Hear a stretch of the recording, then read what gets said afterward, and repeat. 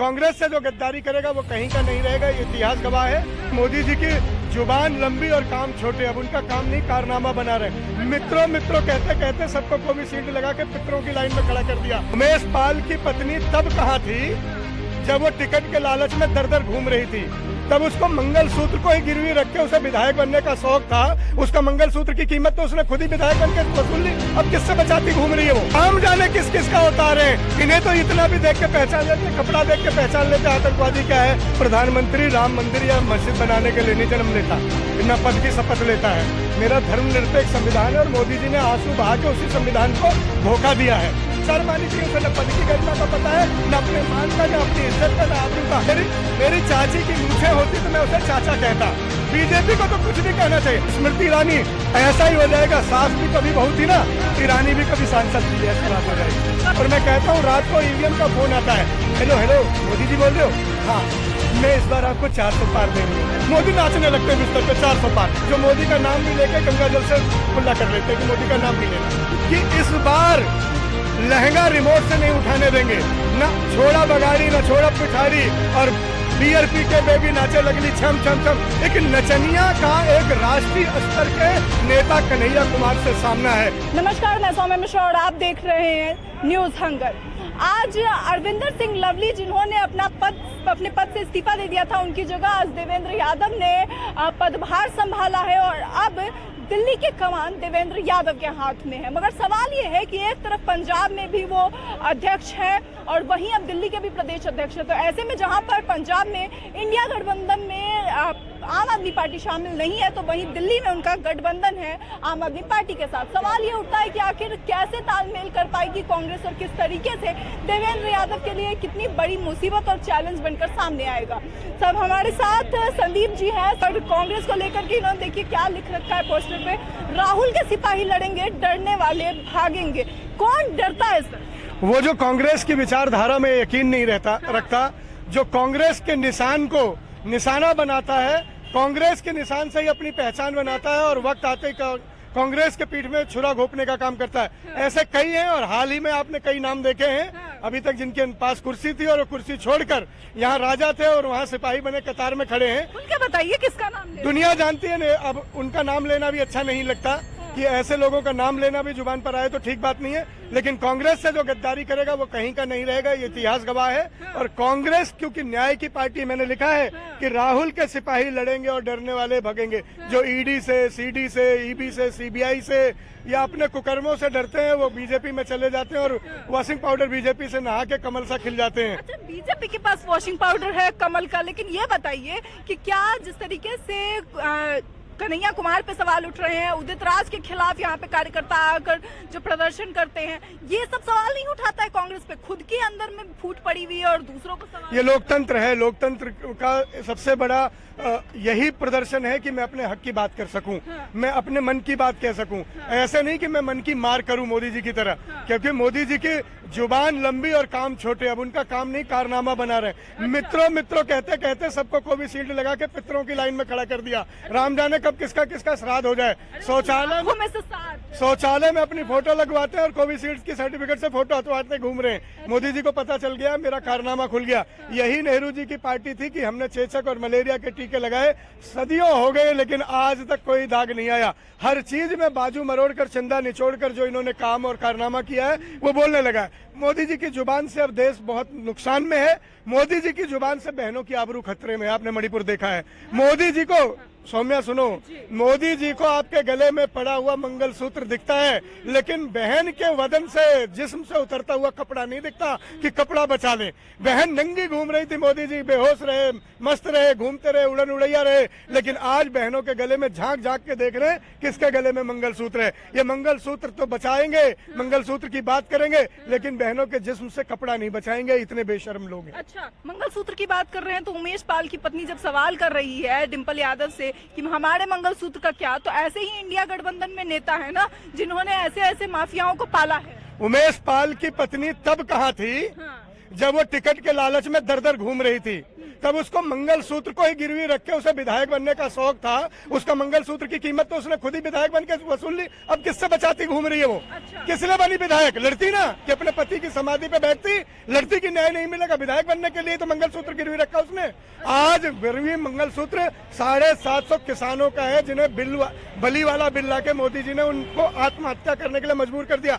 पुलवामा में मारे गए शहीदों का पत्नियों का मंगलसूत्र गिरवी है, उनके बारे में मोदी जी कुछ नहीं बोलते। कहां से आया 400 किलो RDX? रोज सतपाल मलिक पूछते हैं। आज मोदी जी बताए ना, गृह मंत्री उनका, प्रधानमंत्री वो, सरकार उनकी, 400 किलो RDX कहां से आया जिससे हमारे लोग शहीद हो गए?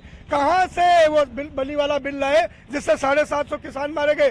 क्या हो रहा है इस देश में? ये वही बीजेपी है जिसका जब जब राज होता है तो संसद पर हमला दोबारा होता है। वाजपेयी के राज में संसद पर हमला हुआ, उसी तारीख को मोदी के राज में संसद पर हमला हुआ। ये बातें करते हैं कि हम सुरक्षित हैं। ये देश को सबसे ज्यादा असुरक्षा देने वाले लोग हैं, ये जुमलेदार लोग हैं। ये सिर्फ और सिर्फ मौज लेने के लिए सत्ता में आए हैं, सेवा करने के लिए नहीं आए। मोदी जी कहते हैं कि मैं मौज नहीं करना चाहता।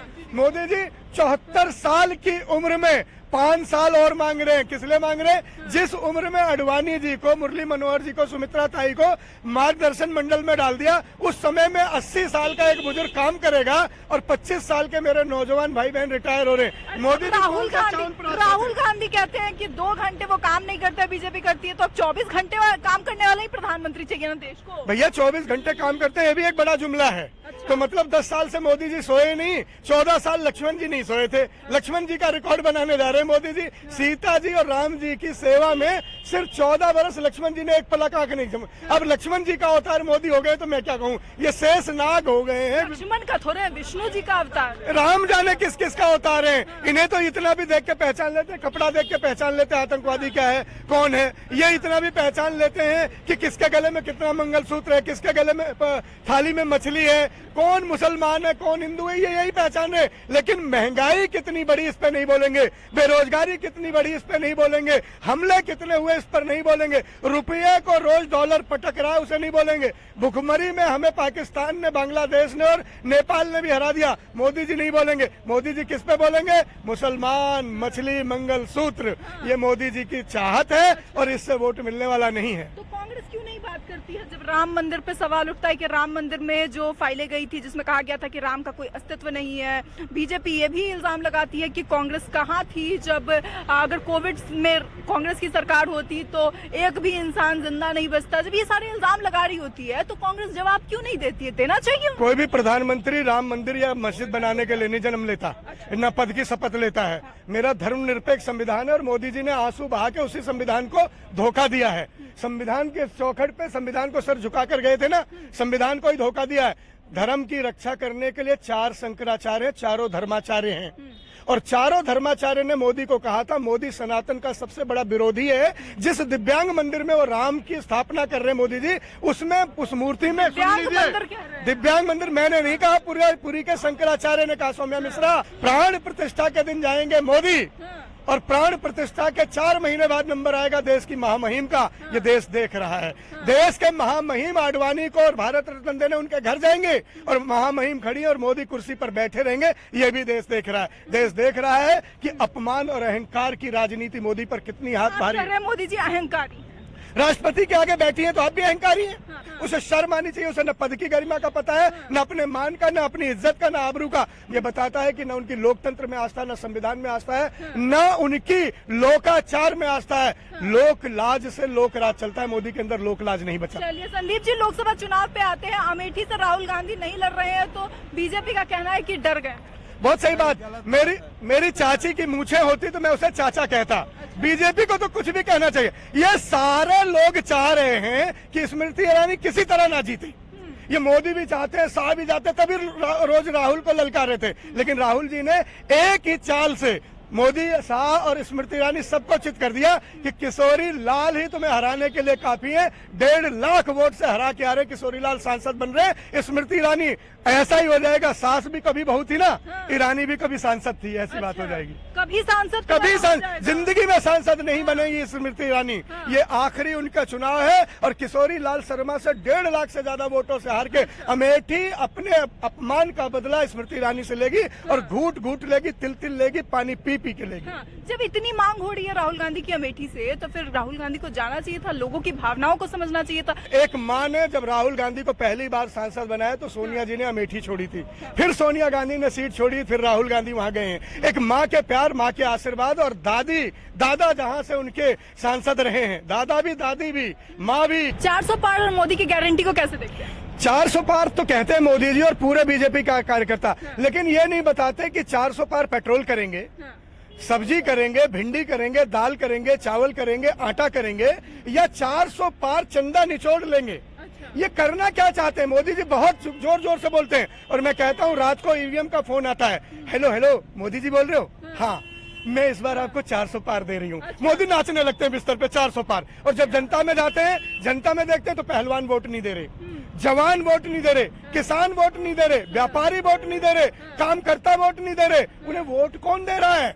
मोदी जी को आरएसएस भी नहीं चाहती कि वो दोबारा जीत कर आ जाए, प्रधानमंत्री की कुर्सी पर बैठ जाए। मोदी जी कहते हैं 140 करोड़ की जो जनता है मेरा परिवार है, और मेरा परिवार मुझे वोट दे। ये 140 करोड़ में मैं भी हूँ, मेरे जैसा कई लाख भाई यहाँ खड़े हैं जो मोदी का नाम भी लेके गंगा जल से खुला कर लेते हैं कि मोदी का नाम नहीं लेना। दिल्ली की hot seat Manoj Tiwari versus Kanhaiya Kumar north east को कैसे देखते? इस बार लोग देख रहे हैं कि इस बार लहंगा रिमोट से नहीं उठाने देंगे, ना छोड़ा बगाड़ी, ना छोड़ा पिछाड़ी, और बियर पी के बेबी नाचे लगली छम छम छम। एक नचनिया का एक राष्ट्रीय स्तर के नेता कन्हैया कुमार से सामना है। ये गाना गा के, हारमोनिया बजा के, लड़कियों को बियर पिला के, उनका लहंगा उठाकर अश्लीलता फैलाने वाले बेशर्म आदमी को हम जिताकर पछता रहे। मैं ब्राह्मण हूँ, मेरी लोकसभा सीट है, मैं वहीं का रहने वाला हूँ। हम ब्राह्मणों को अपमानित किया, हम ब्राह्मणों की जहाँ पूजा होती थी कि हम सम्मान देते हैं, समाज को संस्कार देते हैं, इसने पंडितों के नाम को कलंकित किया है कि ये लहंगा रिमोट से उठाता है। ये इस न वहाँ का ब्राह्मण वोट देने जा रहा है, न वहाँ का काम करना। 10 साल में मैं चुनौती देता हूँ मनोज तिवारी जी, 10 साल में 10 काम आप गिना दो अपने, कि जहाँ आपने 10 काम किए हैं, उन कामों के दम पर आप वोट मांग लो। आप गाने के नाम पे, बजाने के नाम पर वोट मांगोगे तो जनता ने आपका झोला पैक करा दिया। ठीक है, क्या नाम है आपका? विवेक शर्मा। इस बार मनोज तिवारी या कन्हैया कुमार? देखिए, कांटे की टक्कर है, और एकदम कांटे की टक्कर है, हॉट सीट है। ये जो ग्राउंड में हमारी इंडिया गठबंधन काम कर रहा है, इंडिया गठबंधन ग्राउंड में इतना मजबूत है कि मैं ये कहने जा रहा हूँ कि 7 सीटों पर हम मजबूती के साथ लड़ रहे हैं। 400 पार करेगी। 5 पे क्लीन स्वीप है, केवल 2 पे टक्कर है, बांसुरी स्वराज वाली पे और एक और, बाकी मनोज तिवारी तो गए। क्या नाम है? राजेश कुमार। इस बार मनोज तिवारी या कन्हैया कुमार? देखिए, मुखर्जी नगर की जो लोकसभा सीट है, यहाँ से मुखर्जी नगर से देश को चलाने वाले लोग पैदा होते हैं, जिन्हें हम IAS, IPS, IRS कहते हैं। जहाँ देश को चलाने वाले लोग, इतने बुद्धिमान लोग पैदा होते हैं, वहाँ से हम एक गायक को नहीं भेज सकते जो सिर्फ लोगों का मनोरंजन करता है। वहाँ से हमें ऐसे व्यक्ति को भेजना है, यानी कि कन्हैया कुमार को भेजना है, जो देश की आवाज बुलंद कर सके, संसद में जिसकी आवाज मुखर्जी नगर की जनता की आवाज उठा सके। 400 पार होगा कि नहीं होगा? पेट्रोल पार कर रहे हो? अच्छा, पेट्रोल पार करेगा 400। अब 400 पार तो उसी का नारा आ रहा है कि जनता कह रही है पेट्रोल 400 पार, दाल 400 पार, और बेरोजगारी 4000 करोड़ पार। साफ तौर पे आपने सुना कि किस तरीके से ये जो कांग्रेस के कार्यकर्ता यहाँ पे मौजूद थे, उनसे हमने बातचीत की, किस तरीके से उनका इसे लेकर के क्या सब कहना था। खैर, आपको क्या लगता है कि नॉर्थ ईस्ट दिल्ली जो कि सबसे हॉट सीट मानी जा रही है, जहाँ पे मनोज तिवारी वर्सेस कन्हैया कुमार चल रहा है, इसे लेकर आपकी क्या राय है? कौन सही उम्मीदवार के तौर पर सामने आएगा? इसे लेकर अपनी राय कमेंट बॉक्स में बताएं। ऐसी और खबरों के लिए देखते रहें न्यूज़ हंगर।